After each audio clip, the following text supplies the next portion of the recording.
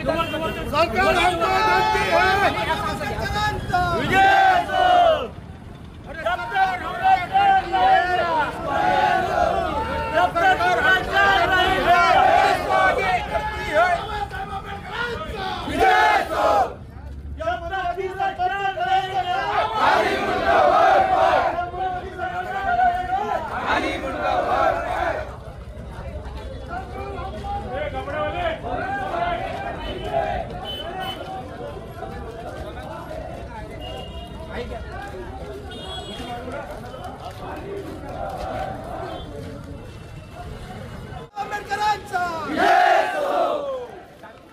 सरकार हमसे डरती है, पुलिस को आगे करती है।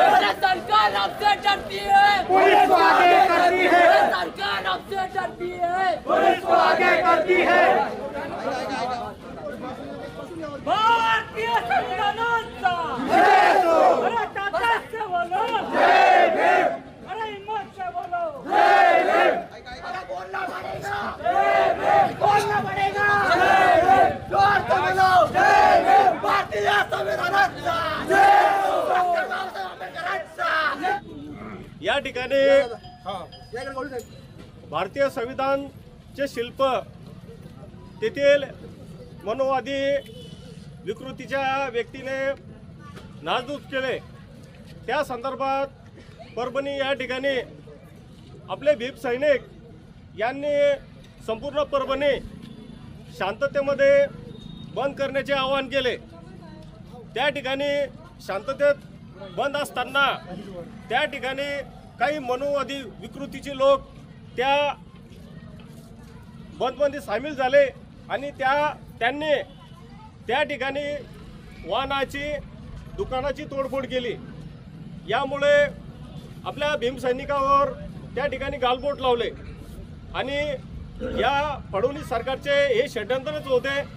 त्यामुळे त्या ठिकाणी या मनोवादी फडणवीस सरकारने तेथील परभणी या ठिकाणी पोलीस प्रशासनाला आदेश दिले आणि त्या पोलीस प्रशासनाने अमानुषपणे आपल्या भीम सैनिकावर जाणूनबुजून घरात घुसून आपल्या माया बहिणी आपल्या मुलांवर भावांवर अमानुषपणे छळ केला।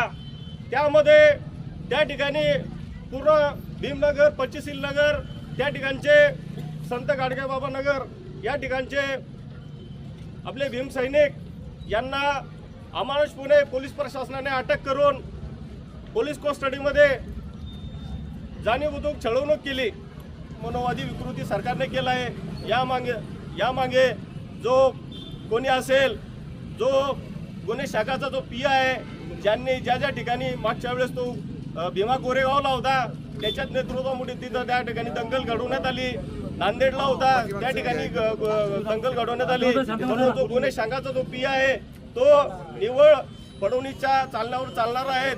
आम्ही सरकारला ही मागणी करतो की जो गुन्हे शाखाचा जो पी आहे या मृत्यू जबाबदार आहेत त्याला फाशीची शिक्षा देण्यात यावी आणि सदरील प्रकरण CID मार्फत तपासणी करून जे गुन्हेगार असतील त्यांना कठोर शासन करावं। या ठिकाणी थांबतो। जय भीम, जय संविधान, जय भारत। परभणी इथली दुर्घटना झालेली असताना आज महाराष्ट्र बंदची हाक दिलेली आहे। काही लोकांना मनापासून बंद ठेवलं, काही लोक मनापासून याच्या प्रतिसादानं इथं बंद करण्यामध्ये आले। ही फार तरी पण जेवढा माप पाहिजे होता तेवढा मापानं लोक आले नाही। काही संविधान हा काही फक्त बहुजन समाजाचा नाहीये, पूर्ण भारतातल्या प्रत्येक व्यक्तीचा संविधान आहे आणि त्या संविधानाचा अपमान झाला, त्याचा बदला आपल्याला घ्यायचा होता। त्या विषयानं आपण बंद ठेवलं होतं, तरी लोकांना चांगल्या पद्धतीने बंद ठेवलं, काही लोकांना बंद ठेवलं नाही, त्याची मला खंत वाटते। आणि संविधानानं प्रत्येक भारतातल्या व्यक्तीनं मानायला पाहिजे। संविधानाचा अपमान झाला त्याच्या आम्ही निदर्शन केलं आणि त्याचा बदला एक दिवस घेण्यात येईल, थोडीच गोष्ट सांगतो। जय भीम, जय भारत। बोला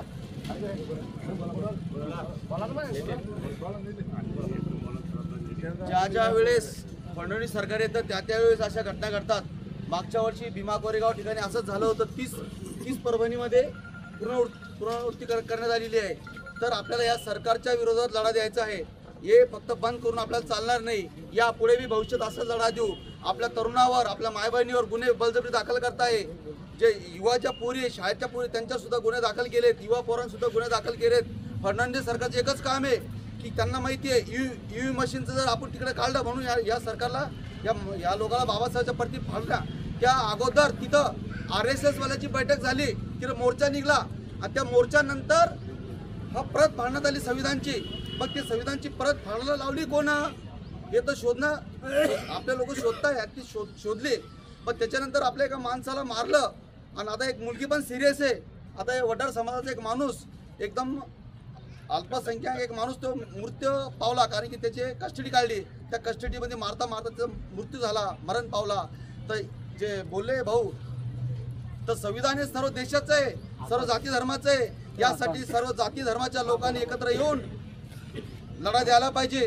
ज्या ठिकाणी आंबेडकर नगर असेल, स्नेहनगर असेल, गौतम नगर असेल, रामानगर शिक्षक कॉलनी असेल, ग्रामीण भागातील जे युवक असेल, खरं म्हणलं तर आम्ही त्याचे संयोजक जे आहे, जितके आंबेडकर चळवळीचे जे आमचे सगळे आंबेडकर नगरातील जे बारगोबा असेल, अमित तारखे असेल, चिंटू तारखे असेल, संदीप दांडगे असेल, के जगताप असेल, किंवा नाव हुकले असेल, मला माफ करा. वेळ न भेटल्यामुळे हा आपण अर्जंट बंद केला. यापुढे सूचना देण्यात येईल आणि ते सूचना दिल्यानंतर सर्वांनी या असं मी सरकारचा निषेध करतो. परभणी येथे जे भारतीय घटनेचे शिल्पकार यांच्यात घटनेतील प्रास्ताविकाचा स्तंभ उभारलेला होता, त्या स्तंभाची मोडतोड करून विटंबना करण्यात आली. याच्या निषेधार्थ त्या ठिकाणी भयंकर अत्याचार या प्रशासनाकडून झाले आणि आज तर संपूर्ण महाराष्ट्रभर बंद आहे. बंदची हाक दिलेली आहे. शाहू फुले आंबेडकर चळवळीतील बहुतांश मंडळींनी सहभाग नोंदवलेला आहे. दूरदर्शनवर सगळीकडे हेच दिसत आहे. तो वडार समाजाचा जो आपलं सूर्यवंशी, सोमनाथ सूर्यवंशी, ज्याला LLB ला फायनलला होता आणि तो चळवळीत काम करायचा. जसा मागे बऱ्याचशा घटना तामिळनाडूमध्ये पण तशा घडलेल्या आहेत. तर त्या या पोलीस कस्टडीमध्ये त्याचा मृत्यू झाला आहे. तर त्याचं औरंगाबाद संभाजीनगर येथे त्या ठिकाणी इन कॅमेरा सगळं पोस्टमॉर्टम वगैरे चालू येतात. तर या आजच्या बैठकीचं हे म्हटलंय, या बंदमध्ये OBC समाज आणि इतर समाज सुद्धा सहभागी झालेला आहे. आणि घटना ही बाबासाहेबांनी सर्व समाजासाठी, भारतातल्या प्रत्येक नागरिकासाठी, आम्ही भारताचे लोक सर्वांसाठी लिहिलेली असलेली याची जाणीव होणं हेही गरजेचं आहे. जय भीम, जय शिवराय, कोणी जाऊ नका. नमो बुद्धाय, जय भारत. छत्रपती शिवाजी महाराज, क्रांती सूर्य महात्मा ज्योतिबा फुले, राजश्री शाहू महाराज, भारतरत्न डॉक्टर बाबासाहेब आंबेडकर, मौलाना आझाद, लोकशाहीर अण्णाभाऊ साठे. आज आपण या ठिकाणी सिल्लोड शहरामध्ये परभणी येथे जे तर या ठिकाणी डॉक्टर बाबासाहेबांच्या आंबेडकरांच्या पुतळ्यासमोर एक जे तर घटनेचं जे तर संविधानाचं प्रस्ताविकेचं शिल्प जे तर त्या ठिकाणी जे तर काढलेलं होतं, ते जे तर कोणीतरी माथे फिरू, म्हणजे माथे फिरू जे तर कोणी राहत नाही, फक्त त्याला माथेपुरीची जे तर सरकार उपमा देते का कोणीतरी तो माथे फिरू होता. परंतु ते माथे फिरू किती फिरू राहत नाही. ते जे तर या ठिकाणी संघाचे कोणीतरी लोक राहतात आणि ते सगळं जे तर कार्यक्रम ठरवून जे तर अशा प्रकारच्या घटना जे तर घडवतात. म्हणजे कुठेतरी जे तर एखाद्या जे तर संविधानाचा अपमान करणं, डॉक्टर बाबासाहेब आंबेडकरांचा अवमान करणं, कुठेतरी जे तर पुतळ्याचा अवमान करणं. आणि जेव्हा त्या त्या ठिकाणी जे तर एक कट्टर जे तर भीमसैनिक सोमवंशी सूर्यवंशी नावाचा, सोमनाथ सूर्यवंशी नावाचा, जो की वडार समाजाचा होता, वडार समाजाचा असून सुद्धा त्याला माहीत होतं की संविधान काय आहे आणि संविधानामुळेच मी जे तर थर्ड इयरची जे तर या ठिकाणी मी वकिलाची परीक्षा देत आहे आणि त्याला संविधानाचं महत्त्व माहीत येतं आणि ते संविधानाला जे तर मानत होतं म्हणून त्याला वाईट लागलं आणि त्याला जे तर या ठिकाणी आंदोलनामध्ये भाग घेतला. परंतु त्या ठिकाणच्या जातीवादी जे तर ज्यांचं डोकं खराब आहे, म्हणजे पोलीस प्रशासनामध्ये सुद्धा जे तर या ठिकाणी जातीवादी लोक आहेत. अगर आपको हमारा ये वीडियो पसंद आया हो तो इसे लाइक और शेयर ज़रूर करें और हाँ, SC न्यूज़ को सब्सक्राइब और फॉलो करना ना भूलें. साथ ही बेल आइकन दबाएं ताकि कोई भी न्यूज़ आप मिस ना करें. तो जुड़े रहिए हमारे साथ और देखते रहिए SC न्यूज़, खबर वही जो सच है.